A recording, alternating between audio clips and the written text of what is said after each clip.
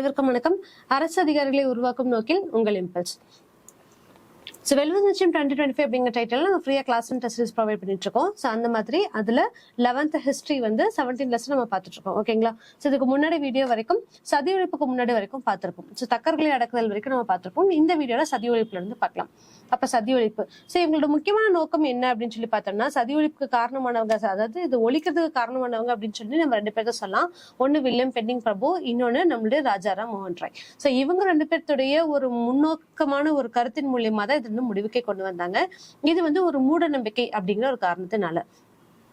So again நம்ம William Bentinck பிரபு தான் வந்து பார்த்தோம் அப்படின்னா, இந்திய மக்களுடைய அவங்களுடைய முன்னேற்றத்திற்கும் அவங்களுடைய அறிவுக்கும் கொஞ்சமாவது அவங்களுடைய பார்ட்டிசிபேஷன் இருந்துச்சு.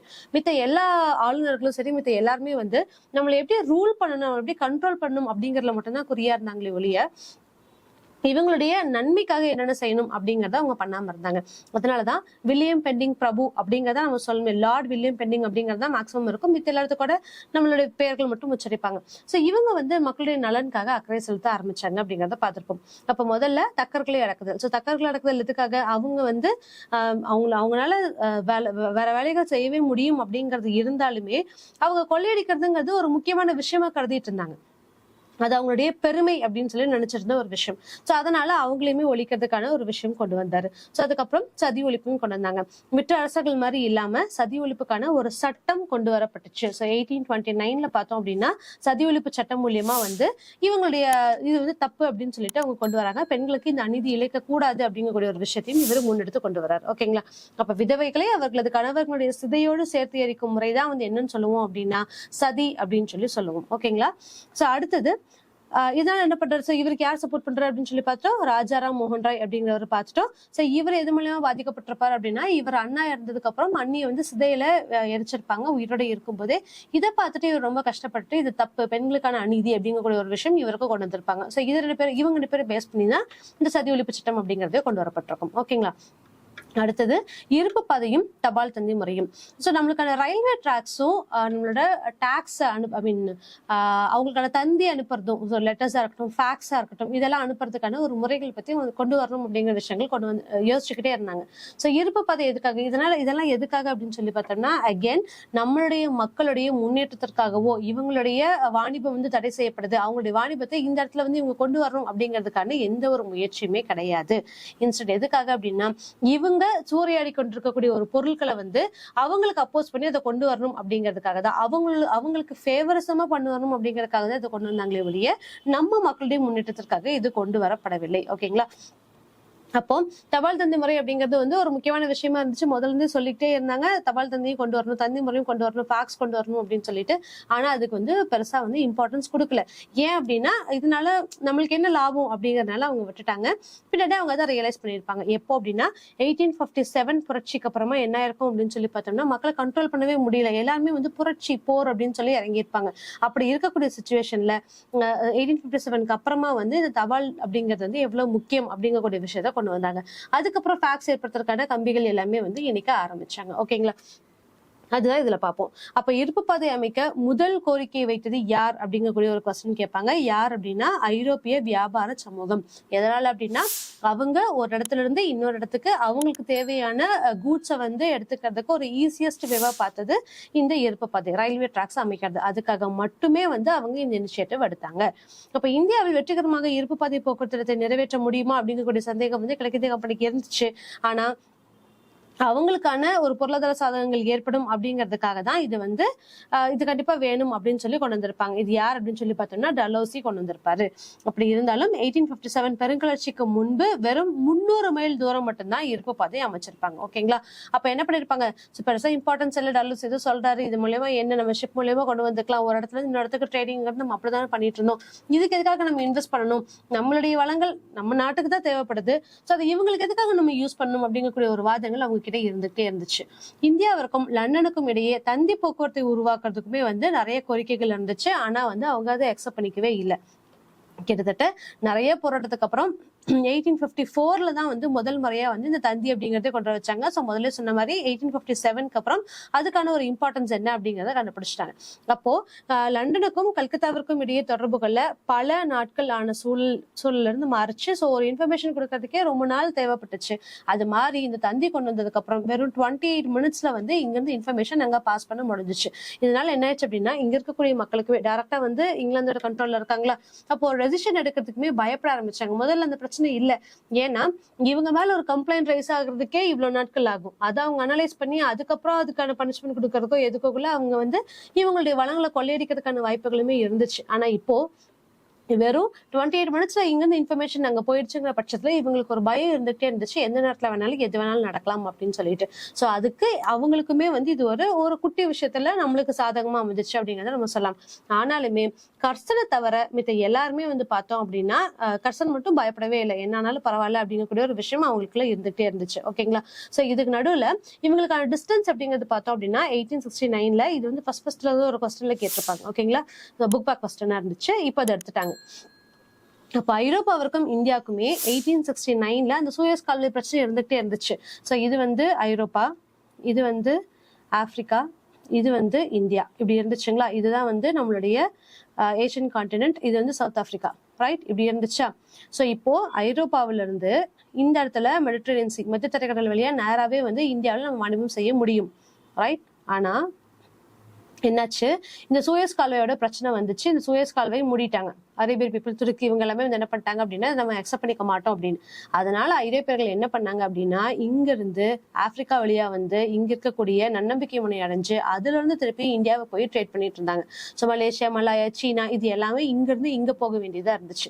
இப்ப என்ன பண்ணிட்டாங்கன்னா 1869ல இந்த பிரச்சனையும் சார்ட் அவுட் ஆயிடுச்சு. சூயஸ் கால்வாய் மறுபடியும் திறந்துட்டாங்க. அப்ப இவங்களுடைய பீரியட், இவங்க டிராவல் பண்ணக்கூடிய இடம் அப்படிங்கிறது வெறும் 4000 மைல்ஸ் மட்டும்தான் இருந்துச்சு அப்படிங்கிற மாதிரி ஆயிடுச்சு. ஓகேங்களா. ஸோ அதான் இங்க சொல்லியிருக்காங்க. அப்ப வெறும் 4000 மைல்களாக குறைஞ்சிச்சு அப்படின்னு சொல்றோம். ஸோ 1870ல லண்டன் வந்து இந்திய அலுவலகத்தில் அரசு செயலுடன் பிரிட்டிஷ் இந்திய அரசு திறன் கொண்ட தொடர்பு வைக்க முடிஞ்சது. ஸோ இந்த ரீசனால அவங்களுக்கான அட்மினிஸ்ட்ரேட்டிவ் பவரும் இங்க இருந்துச்சு அப்படிங்கறத சொல்லுவாங்க. ஸோ இதான் சொல்லியிருப்போம். அப்ப என்ன பண்ணிருப்பாங்க அப்படின்னா வைட்டல் அவங்களுக்கான வெள்ளை மாளிகை அப்படிங்கறது சொன்னாங்க. ஸோ வெள்ளை மாளிகையோட பெர்மிஷன் எப்பவுமே கேட்காம தான் இவங்க எல்லா ஒர்க்கும் பண்ணிருந்தாங்க. பட் இந்த வந்து ஃபேக்ஸ் ரீசன் மூலியமா என்னாச்சு அப்படின்னா 28 மினிட்ஸ்ல போயிருங்கனால அவங்க யூஸ் பண்றதுக்கு தயங்கினாங்க. ஸோ கர்சன் தவிர அப்படிங்கறத நம்ம பார்த்துட்டோம். ஓகேங்களா. இந்த பாக்ஸ் ரொம்ப ரொம்ப இம்பார்ட்டன்ட், இது ரிப்பீட்டட் கொஸ்டினும் கூட. அப்ப பாம்பே டு தானேக்கு தான் முதல்ல இருப்பு பாதை போடப்பட்டுச்சு. எப்போ அப்படின்னா 1853. ஓகேங்களா. ஸோ இது ரொம்ப ரொம்ப இம்பார்ட்டன்ட், இந்த பாக்ஸ்ல இருக்கக்கூடிய எல்லா கொஸ்டின்ஸுமே. ஓகேங்களா. ஸோ பாம்பே டு தானேக்கு 1853ல வந்து இருப்பு பாதை அமைச்சது, ரயில்வே ட்ராக்ஸ் அமைச்சாங்க. அதுக்கப்புறம் ஹவுராவுக்கும் ராணிகஞ்சிற்கும் இடையே 1854 to 55ல இருப்பு பாதை அமைக்கிறதுக்கும் செய்யப்பட்டுச்சு. அதே மாதிரி 1856ல இதுவுமே இம்பார்ட்டன்ட், தென்னிந்தியாவில மദ്രാസുக்கும் அரக்கோணத்துக்கும் தான் முதல்ல ரயில்வே ட்ராக் அமைச்சாங்க. ஓகேங்களா. இந்த டைம்ல அமைக்கப்பட்ட ரயில் நிலையங்கள்ல ராயபுரம் ரயில் நிலையமும் ஒன்று அப்படிங்கறது சொல்லியிருக்காங்க. ஸோ இது எல்லாமே ரொம்ப ரொம்ப இம்பார்ட்டன்ட். இதுல இருக்கக்கூடிய கொஸ்டின்ஸ் ரிப்பீட்டட் கொஸ்டின்ஸ் தான். அப்போ முதல் புகைவண்டி எங்க அப்படின்னு சொல்லி பார்த்தோம்னா மும்பை டு தானே இந்த இயர் ஆஃப் 1853. ஓகேங்களா. அடுத்தது நீர்ப்பாசன வசதி. இந்த நீர்ப்பாசன வசதி என்ன அப்படின்னு சொல்லி பார்த்திருப்போம்னா யூஸ்வலா பிரிட்டிஷ் கவர்மெண்ட்ஸுக்கு நம்மளுடைய மக்களுடைய நலன்ல அக்கறை கண்டிப்பா கிடையாது. ஸோ வேளாண்மை தான் அவங்களுக்கு முக்கியமான விஷயமா இருந்துச்சு. நெசவாளர்களுக்கும் அவங்க முக்கியத்துவம் கொடுக்கல, வேளாண்மைக்கும் அவங்க முக்கியத்துவம் கொடுக்கல. ஸோ இந்த டைம்ல என்னாச்சு அப்படின்னா பஞ்சம், பட்டினிகள், பசி இதெல்லாமே ஆக ஆரம்பிச்சுது. ஸோ நம்ம காலங்காலமாவே, அதாவது ஆன்ஷியன் பீரியட்ல நம்மளுடைய சேர சோழ பாண்டியாஸ்ல இருந்து நம்ம பார்த்தோம் அப்படின்னா பாசன வசதிக்கு ரொம்ப ரொம்ப இம்பார்ட்டன்ட் கொடுத்திருப்பாங்க. எந்த கிங்கா வேணாலும் இருந்துட்டு போட்டுமே நாடுகளை அவங்க கைப்பற்றும் போதும் சரி, போர் மூலியமா கைப்பற்றுதல், இது எல்லாத்தையும் தாண்டி ஒவ்வொரு நாட்டு மக்களுக்கான பாசன வசதி ரொம்ப ரொம்ப இம்பார்ட்டன்ட் அப்படிங்கறதுல அவங்க தெளிவா இருந்தாங்க. இதனாலதான் கரிகாலன் கட்டின கல்லணை, சோழர்கள் பீரியட்லயா இருக்கட்டும், இல்ல ஒவ்வொரு இடங்களையுமே வந்து நீர்ப்பாசன வசதிகளுக்கு இம்பார்ட்டன்ஸ் கொடுத்திருந்தாங்க. ஆனா பிரிட்டிஷர்ஸ் ரூல் பண்ணதுக்கு அப்புறம் என்ன பண்ணாங்க அப்படின்னா இந்த பாசன வசதிகள் எதுக்குமே, இரிகேஷன் சிஸ்டம்ஸ் எதுக்குமே இம்பார்ட்டன்ஸ் கொடுக்கல.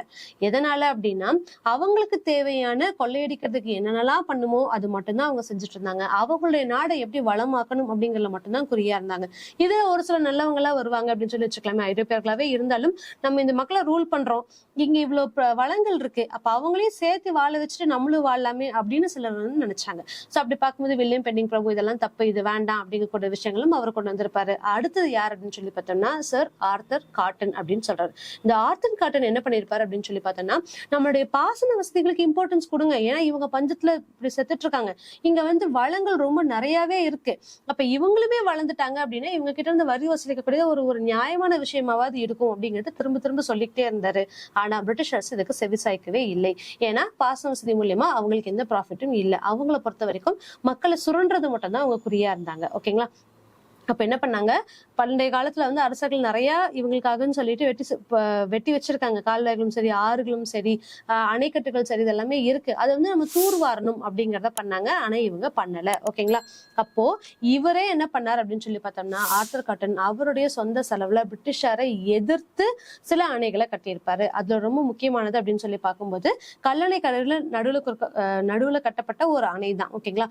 இன்னைக்கு வரைக்கும் ஆர்தர் காட்டனோட ஸ்டாச்சு அங்க இருக்கு. இவங்களுக்கான ஒரு மரியாதையுமே அங்க இருக்கு. ஓகேங்களா? ஆர்தர் காட்டன் அப்படிங்கக்கூடிய ஒரு பொறியியல் அலுவலர் தான் என்ன பண்ணிருப்பாரு அப்படின்னா சில பாசன வேலைகளை நடத்தியிருப்பாரு. பல்வேறு எதிர்ப்புகளுக்கு இடையே கொள்ளிடத்தின் குறுக்கே, இது வந்து ரொம்ப ரொம்ப இம்பார்ட்டன்ட், எங்க இவர் அணை கட்டியிருப்பார் அப்படின்னு சொல்லி பார்த்தோம்னா கொள்ளிடத்துல, அதாவது காவிரி பாறையோட ஆறு இந்த பக்கம் ஸ்ரீரங்கம் தீவு உருவாக்கி கொள்ளிடம் அப்படிங்கிற இடத்துல ரெண்டா பிரியும். ஸ்ரீரங்கம் தீவு உருவாக்கும், அதுக்கப்புறம் காவிரி ஆறா போய் சேர்ந்து திருப்பியும் வங்கக்கடல்ல போய் கலக்கும். கரெக்டுங்களா? சோ அதுக்கு இந்த கொள்ளிடத்துல குறுக்கே 1836ல ஒரு அணையை கட்டியிருப்பாரு. இது வந்து ரொம்ப ரொம்ப இம்பார்ட்டன்டான ஒரு கண்டென்ட். ஓகேங்களா? கிருஷ்ணா நதியினுடைய குறுக்கே அணை கட்டும் பணி 1853 துவக்கப்பட்டது. அகைன் கிருஷ்ணா நதிக்கிட்டையும் 1853ல ஒரு அணை துவக்கப்பட்டிருப்பாங்க. பிரிட்டிஷ் அரசனுடைய நேரடி கட்டுப்பாட்டுக்குள் இந்தியா செல்வதற்கு முன்பாக, இதுக்கு முன்னாடியே எப்போ 1830ஸ்லயே வட இந்தியாவில 1830ல யமுனா கால்வாயும் 1857ல கங்கை கால்வாயும் 450 மைல்கள் வரை நீடித்த பணியும் 1856ல பஞ்சாப் பகுதியில் இந்த பாரி இடைத்துறை கல்வாய், இடைத்துறை கல்வாய் அப்படிங்கிறது தோவாப், ரெண்டு பக்கமே வந்து கரைகளால் ஆளப்பட்டிருக்கும் அப்படிங்கிறது நம்ம சொல்லியிருப்போம்ல. சோ இந்த இடைப்பகுதி தான் வந்து தோவாப் அப்படின்னு சொல்லி சொல்லுவோம். சோ அங்கேயுமே தோண்டும் பணியும் பாசன வசதி மேம்பாட்டில் குறிப்பிடத்தக்க முக்கிய பணிகள் ஆகும். ஆனால் இந்த கால்வாய்கள்லாம் என்ன பண்ணுச்சு அப்படின்னு சொல்லி பார்த்தோம்னா மண்ணுல உப்புத்தன்மையை கூட்டுறதுக்கும் தேவையில்லாத இடங்கள்ல தண்ணீர் தேங்கவும் வழிவகுத்தது. ஏன்னா அதோட ஃபோர்ஸ், அதோட ஃப்ளோ பொறுத்து தான் அது எல்லாமே மாறும் அப்படிங்கிற விஷயமா இருந்துச்சு. அப்போ ரொம்ப கிளியரா நம்ம என்ன சொல்லலாம், நீர்ப்பாசன வசதிக்கு பிரிட்டிஷர்ஸ் எந்த சப்போர்ட்டும் பண்ணல. அதுல ஒருத்தர் ரொம்ப பிரசித்தி பெற்றவராக இருந்தாரு. யார் அப்படின்னு சொல்லி பார்க்கும்போது ஆர்தர் காட்டன். அவரோட முயற்சியினாலதான் நம்மளுக்கு அணைகள் வந்து கட்ட ஆரம்பிச்சது அப்படிங்கிறதையும் நம்ம இது மூலமா தெரிஞ்சுக்கலாம். ஓகேங்களா? அடுத்தது காடுகள். சோ காடுகள் அப்படிங்கிறதும் என்னவா இருந்துச்சு அப்படின்னா இவங்களுக்கு எல்லாமே அவங்களுடைய செல்வங்களுக்கும் வளங்களையும் சுரண்டக்கூடிய ஒரு இடமா தான் இருந்துச்சு. அப்ப காடுகள் நம்மளுடைய யூஸ்வலாவே நம்மளுடைய இயற்கை அமைப்புகள் அப்படின்னு சொல்லி பார்க்கும்போது நம்ம துணைக்கண்டம் அப்படின்னு சொல்லக்கூடிய அளவுக்கு அனைத்து காலநிலைகளும் நம்மளுக்கு சாதகமா இருக்கும். அப்ப காடுகள் ஏன் அழிக்கப்பட்டுச்சு அப்படின்னு சொல்லி பார்த்தோம்னா தோட்ட பயிர்களுக்கான வேல்யூஸ் ஜாஸ்தியாக ஆரம்பிச்சது. சோ இதனால மக்கள் என்ன பண்ணிட்டாங்க, அங்க இருக்கக்கூடிய ரூலர் என்ன பண்ணிட்டாங்க அப்படின்னா காடுகள் எல்லாத்தையுமே அழிக்க ஆரம்பிச்சுட்டாங்க. சோ எதுக்கு இவ்வளவு காடு, அதுக்கு பதிலா தோட்டப்பயிர் வச்சு நம்ம அதுல இருந்து ப்ராஃபிட் எடுக்கலாம் அப்படின்னு சொல்லக்கூடியது. சோ இதனால என்னாச்சு, அங்க இருக்கக்கூடிய மக்களை அப்புறப்படுத்தக்கூடிய நிலைமையும் நம்ம கொண்டு வந்துட்டோம். அப்ப முதல்ல ராஜ்மஹால் குன்றுகள் அப்படின்னு சொல்லக்கூடிய ஒரு இருக்கும். இந்த இடத்துல நம்ம என்னன்னு பார்த்திருப்போம் அப்படின்னா ஜங்கல் மஹால் அப்படின்னு சொல்லியிருப்பாங்க. ஓகேங்களா? சோ பாரமஹல், ஜங்கல் மஹால் அப்படின்னு இருக்கக்கூடிய காடுகள்ல ஜமீன்கள் உருவாக்கப்பட்டு ஏலம் விடப்பட்டுச்சு. இதனால அங்க வாழ்ந்துட்டு இருக்கக்கூடிய பூர்வீக குடிகளை வந்து இடம்பெயர செஞ்சாங்க. அதுல முக்கியமா யார் பாதிக்கப்பட்டாங்க அப்படின்னு சொல்லி பார்த்தோம்னா சாந்தல் இன மக்கள். சோ முதல் புரட்சியை யார் ஏற்படுத்தினாங்க அப்படின்னாலும் சாந்தல் இன மக்கள் தான். ஏன்னா அவங்களுடைய சொந்த நாட்டுல இருந்து அவங்க விடுவிக்கப்படுறாங்க, அவங்களுக்கான உரிமைகள் எல்லாமே மறுக்கப்படுது, காடுகள் எல்லாத்தையுமே அழிக்கவும் படுது. இதனால கோவப்பட்டுதான் வந்து என்ன பண்றாங்க அப்படின்னா சாந்தல் இன மக்கள் கிளர்ச்சியில ஈடுபடுறாங்க. அதுதான் இங்க கொடுத்திருப்பாங்க. ஓகேங்களா? சோ அவங்களுடைய வேளாண் நிலத்தை இது பண்ணணும். சோ ஜங்கல் மஹால் இருக்கக்கூடிய பிரச்சனைகள், அப்ப சாந்தல் பழங்குடியின மக்கள் விரட்டப்படுறாங்க. இவங்கதான் முதல்ல பிரிட்டிஷருக்கு அப்போஸ் பண்ணக்கூடிய ஒரு பழங்குடி இனங்களாகவும் திகழ்றாங்க. ஓகேங்களா? அப்ப ஐரோப்பிய நிறுவனங்களுக்கு மலைகளில் தோட்டப்பயிர் விவசாயத்திற்கு நிலங்கள் சொற்ப விலைக்கு விற்கப்பட்டுச்சு. ரொம்ப ஆப்வியஸ், நிலங்கள் எல்லாத்தையுமே கையப்படுத்திட்டாங்க. அப்ப ஏன்னா அவங்களுக்கு தேவை என்ன, அவங்க நாட்டை முன்னேற்றணும், இங்க இருக்கக்கூடிய வளங்களை யூஸ் பண்ணிட்டு அவங்க நாட்டுக்கு தேவை. அப்ப இந்த காஃபி இந்த மாதிரி இருக்கக்கூடிய தோட்டப்பயிர்கள் அதிகமா இருந்துச்சு. நிறைய இடங்கள்ல காஃபி விளையவே இல்லை. அதுக்குன்னு சொல்லி ஒரு பருவம் தேவை இல்ல, பருவ காலங்கள் அப்படிங்கிறது ரொம்ப ரொம்ப இம்பார்ட்டன்ட் இல்ல. அந்த மான்சூன் எல்லா இடங்களையுமே இல்ல, ஆனாலுமே ஃபோர்ஸ் பண்ணி காஃபியை பயிரிட்டுக்கிட்டே இருந்தாங்க. எதனால அப்படின்னா அதுதான் வந்து அதிக ப்ராஃபிட்டபிளா இருந்துச்சு அப்படிங்கிற ஒரு ரீசன்னால. ஓகேங்களா? இதனால என்ன பண்ணாங்க அப்படின்னா காடுகளை அழிச்சு காஃபி தோட்டங்கள் அதிகமா உருவாக்கணும் அப்படிங்கக்கூடிய ஒரு கட்டாயத்துக்கும் இவங்க தள்ளப்படுறாங்க. அப்போ இருப்பு பாதை பதிக்கும் பொருட்டும் பெருமளவில் மரங்கள் வெட்டப்பட்டுச்சு. இருப்பு, அதாவது நம்மளுடைய வளங்களை சேதப்படுத்த, வளங்கள் சேதம் அடையிறதுங்கிறது கன்ஃபார்ம். கண்டிப்பா அது ஏதாவது ஒரு சில வளங்கள் வந்து சேதமடையத்தான் செய்யும். ஆனா இவங்களுடைய தேவைக்காக அளவுக்கு அதிகமா அனாவசியமா நம்ம சேதப்படுத்துறது ரொம்ப ரொம்ப தப்பான ஒரு விஷயம். அப்படி பார்க்கும்போது சும்மாவே காடுகளை அழிச்சு தோட்டப்பயிர்களுக்கான இம்பார்ட்டன்ஸ் கொடுக்க ஆரம்பிச்சாங்க. சோ அப்படியே காடுகள் சில அழிக்கப்பட்டுச்சு, அங்க இருக்கக்கூடிய மக்களை விரட்டினாங்க. இது மட்டும் இல்லாம அவங்களோட ரயில்வே டாக்ஸ் போடுறதுக்காகவும் காடுகள் வலிக்கப்பட்டுச்சு. அந்த காடுகள் வெட்டப்படுறது, அப்படி அங்க காடுகள் இருக்கக்கூடிய மரங்கள் அப்படின்னு சொல்லி பார்க்கும்போது யூஸ்வலா இருக்கக்கூடிய மரங்களை தாண்டி ரொம்ப ஹெவியான, அதாவது ஸ்ட்ராங்கான மரங்கள் அப்படின்னு சொல்லி சிலது இருக்கும்ல, அந்த மரங்களை வெட்டணும் அப்படிங்கக்கூடிய விஷயமும் அவங்க கொண்டு வந்தாங்க. சோ அப்படி என்னென்னலாம் இருந்துச்சு அப்படின்னு சொல்லி பார்த்தோம்னா சாலு, தேக்கு, இந்த மாதிரியான மரங்கள். சோ தேவதாரு, இங்க இருக்கு பாருங்க, இந்திய மரங்கள்ல சால், தேவதாரு, தேக்கு இதெல்லாமே வந்து ரொம்ப அதோட ஸ்ட்ராங்னஸ்க்காக, அதோட வலிமைக்காக மித்த மரங்களை விட கம்பேர் பண்ணும்போது இது அதிகமா வெட்டப்பட்டுச்சு. எதுக்காக அப்படின்னா அந்த ரயில்வே ட்ராக்ஸ்ல குறுக்கு மரங்களா போடுறதுக்காக அப்படிங்கறதையும் நம்ம பார்த்திருப்போம். ஓகேங்களா.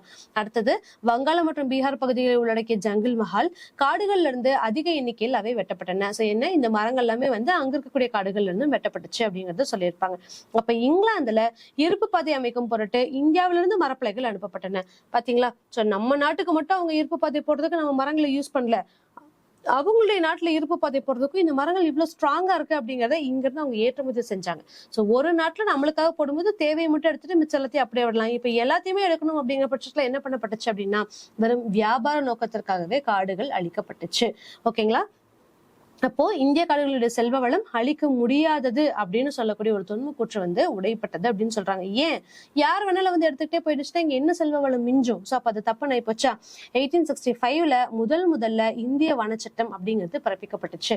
எதுக்காக, நம்மளுடைய ஃபேவரிசம்காக. ஏன்னா சாதாரண மக்கள் கிளர்ச்சி பண்ண ஆரம்பிச்சிட்டாங்களா, அப்ப வனச்சட்டம் கொண்டு வராங்க, இவங்களை தாண்டி யாருமே இல்லைன்னு சொல்லிட்டு. ஆனாலுமே இந்த வனச்சட்டமே வந்து ஓவர் ரூல் ஆக்கப்படுது. 1871ல அவர்களுடைய எதிர்ப்பையும் புறக்கணிப்பையும் கட்டுக்குள் கொண்டு வரும் விதமாக கொடுமையான குற்ற பழங்குடியினர் சட்டம் அப்படிங்கறதையும் ஒண்ணு கொண்டு வந்தாங்க. சரி, பின்னாடி வரைக்குமே ரொம்ப இஷ்யூஸ் வந்துட்டே இருந்துச்சு. இது குற்றப்பத்திரிகை சட்டமாவும் மாற ஆரம்பிச்சது. சம்பந்தமே இல்லாம இந்த குடிகளை பிறக்கிறவங்க தப்பு பண்ணுவாங்க அப்படின்னு சொல்லிட்டு அவங்கள வந்து ஜெயில போடக்கூடிய ஒரு கொடுமையான முறைகளை நம்ம பின்பற்றிட்டு வந்தோம். ஓகேங்களா. சோ இதனால என்ன, அவங்களுடைய வளங்கள் பாதிக்கப்படுது, அதனால பூர்வீக குடிகள் வந்து தடை விதிக்கிறாங்க. அவங்களையும் தாண்டி 1871ல அகெயின் வந்து ஒரு குற்றப்பரம்பு சட்டம், அதாவது குற்ற பழங்குடி சட்டம் ஒன்று ஏற்றப்படுது. சோ காலனிகளுடைய ஆதிக்க காலம் முழுமையும் அந்த மாதிரி பழங்குடியின மக்களுக்கான எதிராக கிளர்ச்சி செஞ்சுக்கிட்டே இருந்தாங்க. பழங்குடி மக்கள் இவங்களுக்கு எதிரான கிளர்ச்சிகள் ஈடுபட்டுட்டே இருந்தாங்க. இப்பவுமே வனச்சட்டம் அப்படின்னு சொல்லி பார்க்கும்போது அவங்களுக்குள்ள ஒரு பிரச்சனை தான் ஏற்படுத்துச்சு அப்படிங்கறதையும் நம்ம இதுல சொல்லியிருப்பாங்க. ஓகேங்களா. அடுத்தது தொழில் முடக்கமும் செல்வ சுரண்டலும். இதுவுமே ரொம்ப சிம்பிள் தான். சோ தொழில் முடக்கம் அப்படிங்கிறது நம்மளுடைய தொழில்கள்லாம் முடக்கிட்டாங்க. நம்மளோட தொழில்களா என்ன நம்ம பார்க்கப்பட்டுச்சு, நெசவாளர்கள் அப்படிங்கிறது ஒரு சிறந்த தொழிலா நம்ம கிட்ட இருந்துச்சு. அதே மாதிரி வேளாண்மை ரொம்ப சிறந்த தொழிலா இருந்தது. கைவினை பொருட்களை நம்ம தான் பிரசித்தி பெற்றவங்களா இருந்தோம். இப்ப இவங்க என்ன பண்றாங்க, நம்மளுடைய கைவினை பொருட்களை வந்து உலகளாவிய சந்தையில விற்க கூடாது அப்படிங்கிறதுக்காக ஒரு விஷயத்த வந்து ஸ்டாப் பண்றாங்க. அதே மாதிரி வேளாண்மைக்கு இம்பார்ட்டன்ஸ் கொடுக்கல, ஏன்னா பாசனவசதிகள் எதையுமே வந்து அவங்க சீர்படுத்தல. வேளாண்மையில மக்கள் வந்து அழிஞ்சிட்டு இருந்தாங்க. அண்ட் பஞ்சங்களுமே வந்து அவங்களுக்கு அதிகமா இருந்துச்சு அப்படிங்கிறதும் அவங்களுக்கான ஒரு விஷயமா இருக்கு. நெசவாளர்களுக்கு என்ன பண்றாங்க அப்படின்னு சொல்லி பார்த்தோம்னா, நம்ம கிட்ட ஒவ்வொரு விதவிதமான பருத்திகள் அந்த மாதிரி மஸ்லின் புடவைகள்லாம் தயாரிக்கிறதுக்கான விஷயங்கள் நம்ம கிட்ட இருந்துச்சு. சோ இதுக்கான டிமாண்ட்ஸும் வந்து பார்த்தோம் அப்படின்னா உலக அளவுல வந்து பெருசா இருந்துச்சு. ஆனா ஐரோப்பியர்கள் என்ன பண்றாங்க, நம்ம கிட்ட இருந்து ஏற்றுமதி செஞ்சுட்டு இருந்தாங்க. சோ ஏற்றுமதி செய்யும்போது ஏற்றுமதிக்கான ஒரு வரி விதிக்கிறாங்க, அதனாலயும் வேளாண்மையில் பாதிக்கப்படுறாங்க, நெசவாளர்கள் பாதிக்கப்படுறாங்க. இறக்குமதி வரிகள் விதிச்சிட்டு இருந்தாங்க. இறக்குமதி விதிகளுக்காகன்னு சொல்லிட்டு இறக்குமதி வரிகளுக்காகன்னு சொல்லிட்டு முதல்ல ஸ்டார்டிங்கே எந்த பிரச்சனையும் இல்லை. ஏன் அப்படின்னா பிரிட்டிஷர்ஸ்ல இருக்கக்கூடிய ஐரோப்பாவில் இருக்கக்கூடிய பொருட்களுக்கு வேற எங்கேயுமே டிமாண்ட்ஸ் இல்லை. நம்ம கிட்ட இருந்து நிறைய ஏற்றுமதியான பொருட்கள் அவங்க எடுத்துக்கிட்டு இருந்தாங்க. ஏற்றுமதி பொருட்கள் எடுத்துட்டு இருந்தாங்க. லவங்கம், ஏலம், பட்டை, அந்த மாதிரி நறுமண பொருட்கள், வாசனை திரவியங்கள், நம்மளுடைய உட்ஸ், நம்மளோட மரங்கள் எல்லாத்தையுமே இங்கிருந்து அங்க எடுத்துட்டு போனாங்கல்ல, அதுக்காகவும் துணிகள், கைவினை பொருட்கள் அப்படின்னு நிறைய விஷயங்கள் ஏற்றுமதிக்காக எடுத்துட்டு இருந்தாங்க. ஆனா இது ஒரு பண்டமாற்ற முறையே இல்லை. ஏன்னா அவங்களுடைய பொருட்கள் நம்மளுக்கு தேவையே இல்லை, நம்ம கிட்ட இருக்கிறதே நமக்கு சஃபிஷியன்டா இருக்கு. இந்த காரணத்தால என்ன பண்றாங்க அப்படின்னு சொல்லி பார்த்தோம்னா அவங்களுடைய பொருட்களுக்கான டிமாண்ட்ஸ் எங்க இல்ல. அப்ப இதையுமே ஒரு டார்கெட்டா மாத்தி அவங்க என்ன பண்றாங்க, அவங்களுடைய மெஷின்ல தயாரிக்கப்படக்கூடிய ஒரு துணிகளுக்காக வந்து நம்ம கிட்ட டிமாண்ட்ஸை கிரியேட் பண்றாங்க. நம்மளும் என்ன பண்றோம், பின்னால சுதேசி பொருட்களை விட்டுட்டு அவங்களுடைய பொருட்களை வந்து அதிகமா இம்பார்ட்டன்ஸ் கொடுக்க ஆரம்பிக்கிறோம். எப்படி, நம்ம கிட்ட அதோட ரேட் வந்து ரொம்ப கம்மியா இருக்கு, ரொம்ப லாங் லாஸ்டிங்கா இருக்கு அப்படிங்கறதுனால அவங்களுடைய பொருட்களை வாங்க ஆரம்பிக்கிறாங்க. ஓகேங்களா. சோ இதுதான் வந்து முக்கியமான விஷயம். அப்ப ஐரோப்பிய நாடுகள் கிழக்குல இருந்து பெருமளவில் இறக்குமதி செய்து கொண்ட அளவிற்கு ஆரம்பத்தில் ஏற்றுமதி செய்ய முடியவில்லை. இதெல்லாம் நம்ம பார்த்திருப்போம். இதுக்கு மாற்றம் என்ன பண்ணிட்டாங்க, இங்கிலாந்துடைய ஜவுளி உற்பத்தியில் ஏற்பட்ட தொழில் புரட்சி தான் முதன்முறையாக மாற்றி அமைத்தது. எதனால, அவங்களுடைய பொருட்களை வந்து நம்ம நம்ம கிட்ட இறக்குமதி செய்ய ஆரம்பிச்சாங்க. சோ இந்தியா லங்காஷனுடைய பருத்தி ஆடை தேவைக்கு சந்தையாக மாற்றப்பட்டது. லங்காஷர் அப்படிங்கிறது இங்கிலாந்து மக்கள் அப்படின்னு சொல்லிட்டாங்க. அவங்களுடைய ஆடைகளுக்கான ஒரு சந்தையா மாற்றப்பட்டுச்சு. ஏன்னா நம்ம கிட்ட மக்கள் தொகையும் இருக்கு, அட் த சேம் டைம் நம்ம ஏதாவது ஒண்ணு சொல்லி அவங்களுடைய பொருட்களை வாங்கணும்ல, அந்த மாதிரியுமே இவங்க கொண்டு வர ஆரம்பிச்சாங்க. அப்ப குறைந்த விலையில் இந்தியர்களுடைய மூலம் தயாரிக்கப்பட்ட பிரிட்டிஷ் பொருட்கள் இந்திய சந்தைகள்ல குவியலாச்சு. இதனால என்ன பண்றாங்க, நம்ம வந்து நம்மளுடைய பொருட்களை விட்டுட்டு அவங்களுடைய பொருட்களை வாங்க ஆரம்பிக்கிறாங்க. அப்போ இதனால என்ன ஆயிடுச்சு அப்படின்னு சொல்லி பார்த்தோம்னா, நம்மளுடைய நெசவாளர்களுக்கு பிரச்சனையாக ஆரம்பிச்சிச்சு. ஏன்னா அவங்களுடைய பொருட்களை யாருமே யூஸ் பண்றது கிடையாது. சோ நெசவு தொழிலும் விட்டுட்டு அவங்க என்ன பண்றாங்க, விவசாயத்துக்கு வராங்க. ஆல்ரெடி விவசாயத்துல பிரச்சனை இருக்கா, ஏன்னா பாசன வசதி இல்ல, விவசாயம் நார்மலா போகல. அப்படி இருக்கும்போது நெசவாளர்களும் உள்ள வரும்போது அந்த நிலங்கள்ல இருக்கக்கூடிய ப்ரெஷர் வந்து ரொம்ப ஜாஸ்தி ஆகுது. அப்போ நிலத்தை ஆப்வியஸா நம்ம வித்தே ஆகணும் அப்படிங்கக்கூடிய ஒரு கட்டாயத்துக்குமே தள்ளப்படுறோம். ஓகேங்களா? சோ இதான் இருந்துச்சு. இந்த டைம்ல என்ன பண்றாங்க அப்படின்னு சொல்லி பார்த்தோம்னா, வில்லியம் பென்னிங் பிரபு நம்ம சொல்லிருப்போம்ல, அவர் வந்து கொஞ்சம் கருணை காட்டுறாரு. நீங்க என்ன பண்றீங்கன்னு எனக்கு புரியல, இந்த மக்களை நம்ம ரூல் பண்றோம், அவங்களுக்கு எதையாவது ஒண்ணு பண்ணலாம்ல அப்படின்னு சொல்லிட்டு அவருடைய ஆதங்கத்தை ஒரு விதத்துல சொல்றாரு. என்ன அப்படின்னா, இதுக்கு முன்னாடி இஸ்லாமிய ரூல் பண்ணிட்டு இருந்தாங்க, இஸ்லாமிய ஆட்சியிலுமே பிரச்சனை இருந்துச்சு, கொடுமை இருந்துச்சு, எல்லாமே ஓகே. அவங்கள சார்ட் அவுட் பண்ணி தான் நம்ம வந்து உங்களுக்கு ரூல் பண்ணி உங்களுக்கு ஒரு நல்ல அரசு உருவாக்கி தரோம் அப்படின்னு சொல்லியிருந்தோம். ஆனா கம்பேரிட்டிவ்லி நம்மளோட இஸ்லாமியர்களே நல்லா தான் ரூல் பண்ணிட்டு இருந்தாங்க. ஏன் அப்படின்னு சொல்லி கேட்டோம் அப்படின்னா, அவங்களுடைய ஆட்சியே வந்து இதுக்கு நல்லதா இருந்துச்சு. எதனால, அவங்க படையெடுத்து சென்ற நாடுகளே அவங்க குடியமர்ந்தாங்க. இது முதல் விஷயம். இப்ப குடியமர்றாங்க அப்படின்னா அது அவங்களுடைய நாடா மாறப்படுது. அவங்களுடைய நாடுகள்ல சுரண்டல்கள் இருந்தாலும் அந்த நாட்டு மக்களுக்காகவே அதை செலவிடுறாங்க. அந்த நாட்டு மக்களோட அவங்க மன உறவு ஏற்படுத்திக்கிறாங்க, ஒரு புது ஜெனரேஷனையும் உருவாக்குறாங்க. சோ அப்படி பார்க்கும்போது படையெடுத்து வந்தவங்க அந்த நாட்டுல இருந்து அந்த நாட்டோட மக்களவே மாறிடுறாங்க. ஆனா நம்ம என்ன பண்றோம், இந்த நாட்டை ரூல் பண்றோம், இந்த நாட்டுக்கு எந்த விதமான நல்லதும் நம்ம செய்யல. இன்ஸ்டெட் இங்க இருக்கக்கூடிய வளங்களை எடுத்துட்டு போய் நம்மளுக்கு வேணுங்கக்கூடிய விஷயங்களை நம்ம சார்ட் அவுட் பண்ணிக்கிறோம். அப்ப இது எந்த விதத்துல இவங்களுக்கு வந்து இது பாசிபிளா இருக்குன்னு நீங்க நினைக்கிறீங்க அப்படின்னு சொல்லிட்டு அவர் வருத்தப்பட்டு ஒரு விஷயங்கள் எழுதுறாரு. ஓகேங்களா? இந்த மாதிரி அனைத்து சலுகைகளையும் கொடுத்தாங்க. படையெடுத்தவர்களும் அடிபணிந்தவர்களும் ஒத்த கருத்தும் எண்ண ஓட்டமும் கொண்டவர்களாக திகழ்றாங்க. இதுக்கு மாறா எல்லாமே நம்மளுடைய ஆட்சி வந்து கம்ப்ளீட்டாவே ஆப்போசிட்டா இருக்கு அப்படிங்கிற ஒரு விஷயத்தையுமே அவர் கொண்டு வர்றாரு. நம்மளுடைய ஆட்சியில என்ன இருக்கு அப்படின்னு சொல்லி பார்த்தோம்னா, விரோத போக்கு இருக்கு, சுயநலம் இருக்கு, இரக்கமின்மை இருக்கு. இதுதான் வந்து நம்ம வந்து ஸ்பெஷலைஸ்டா திகழ்றோம் அப்படிங்கிற விஷயத்தையும் இதுல சொல்றாரு. ஓகேங்களா? சோ அதுக்கப்புறமா இவங்களுடைய வரவு செலவு கணக்குகள் என்ன இருக்கு, பஞ்சங்கள் என்னவா உருவாகுது, எதுக்கு இம்பார்ட்டன்ஸ் கொடுக்குறாங்க அப்படிங்கிறது எல்லாமே அடுத்தடுத்துல வருது. அதை நம்ம நெக்ஸ்ட் வீடியோஸ்ல பார்க்கலாம். தேங்க்யூ.